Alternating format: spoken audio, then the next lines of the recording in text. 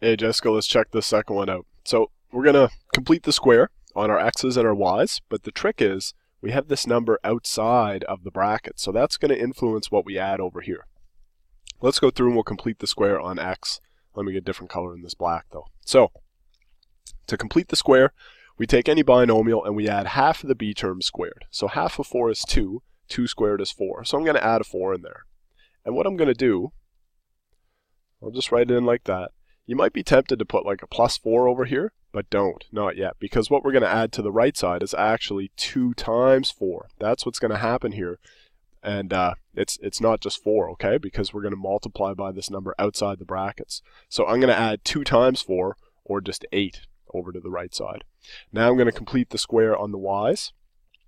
So we have negative 2 here. Half of negative 2 is negative 1. Negative 1 squared is plus 1. So we'll blast that into minus 2y plus 1.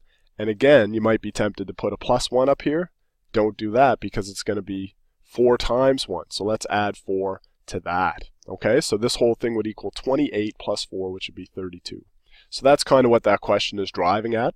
Pay attention to what's going on the left side of the brackets because you're going to have to add the multiplied or distributed amount to the right hand side. Hope that helps.